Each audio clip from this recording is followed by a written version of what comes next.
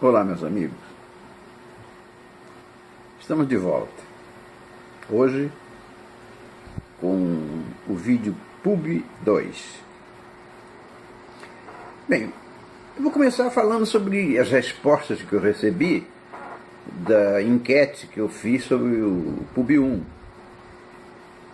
Havendo recebido as respostas à pergunta formulada lá no Pub 1, para estabelecimento de prioridades, eu fiz um quadrinho para lhes mostrar o resultado.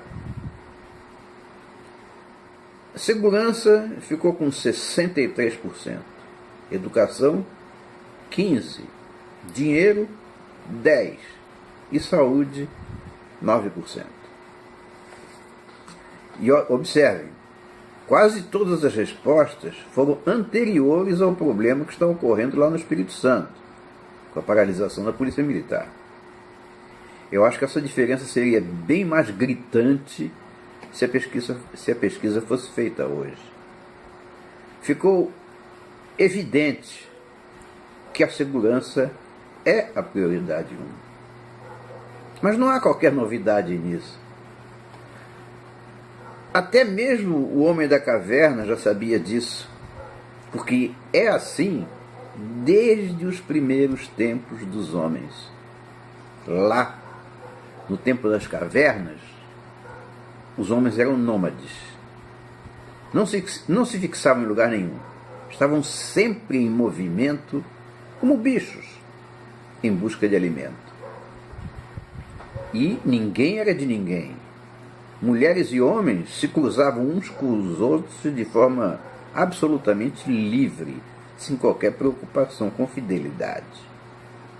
Por isso é que a sociedade era matriarcal.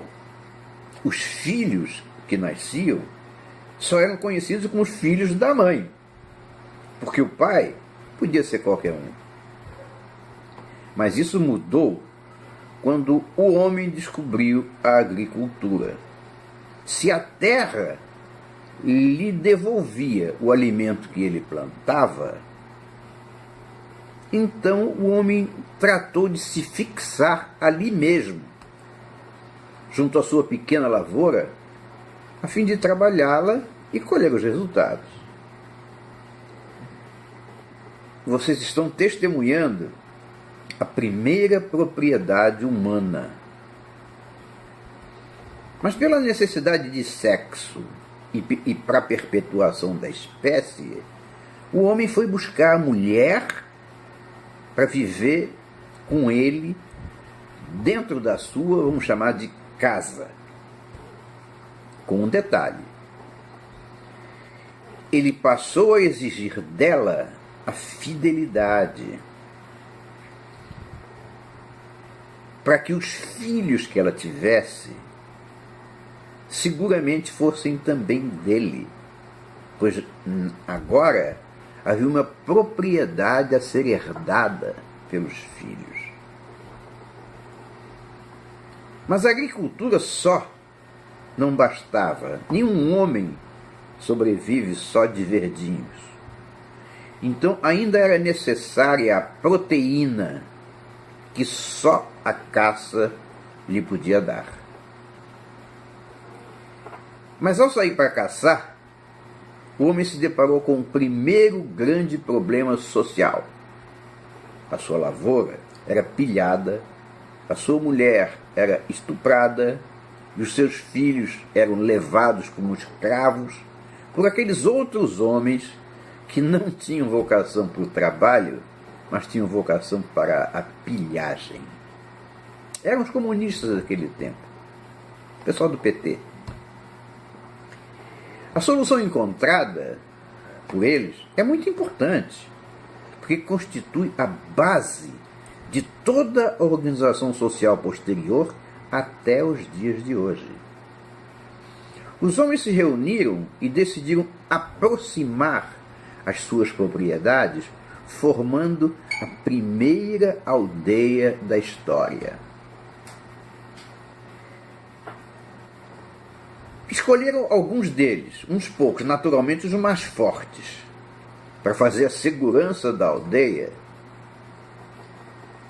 Mas para isso, eles decidiram dividir uma parte das suas caças para dar aos seguranças, porque eles também tinham família e precisavam de proteínas.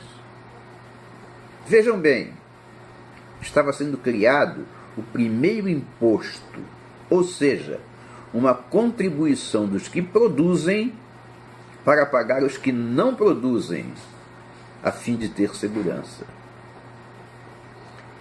Para resolver os conflitos, eles também se reuniram e escolheram alguns poucos, os mais experientes, naturalmente os mais velhos, e criaram uma regra que todos deveriam cumprir a fim de orientar as decisões desse tribunal que eles estavam formando. Isso foi a formação daquilo que podemos denominar o primeiro Estado. As suas bases de criação, as bases de criação do Estado, foram, portanto, segurança, justiça e leis. Esse é o tripé em que se sustenta um Estado. As leis são feitas de comum acordo entre todos, mesmo que seja, como é hoje, por meio de representantes eleitos. A justiça é baseada na interpretação daquelas leis. E a segurança é para proteger a propriedade, a família e o homem. Prestem atenção. Todas as demais funções do Estado são secundárias e foram colocados sob a sua responsabilidade bem mais tarde e por razões muito menos nobres. Você não precisa de saúde promovida pelo Estado se você puder pagar por ela.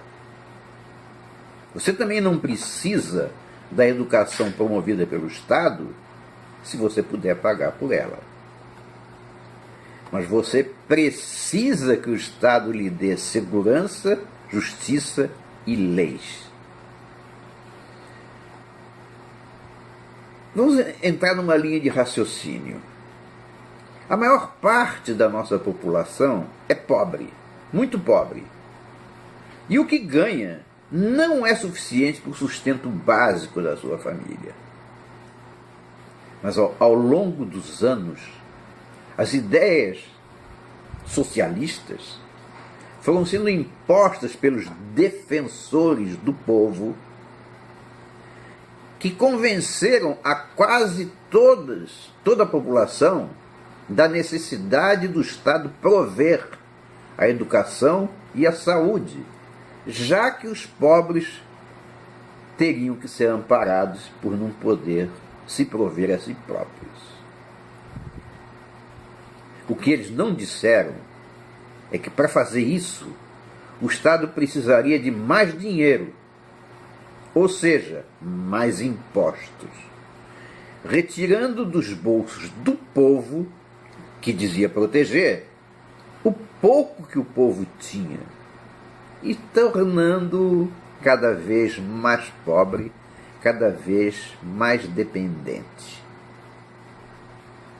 Mais pobre e mais necessitado do amparo do Estado, que sempre, defendendo o povo, precisava de mais dinheiro, ou seja, mais impostos. Era óbvio onde isso ia dar. O povo amparado pelo Estado jamais sairia da pobreza. E é isso que a gente tem. É certo que você teria mais dinheiro se o Estado não lhe cobrasse tantos impostos. Aí está a primeira grande diferença entre direita e esquerda. A esquerda quer controlar a sociedade e, para isso, cobra muitos impostos. A direita deseja que a sociedade controle o Estado e, por isso, quer menos impostos. Pense nisso. Com isso na cabeça, eu vou lançar o segundo desafio. Vou pedir que, da mesma forma como no Pub 1 eu pedi os seus comentários, que a gente continue fazendo isso. Enviem os seus comentários, porque a gente vai falar disso no Pub 3. A pergunta é: o que você entende por Estado mínimo?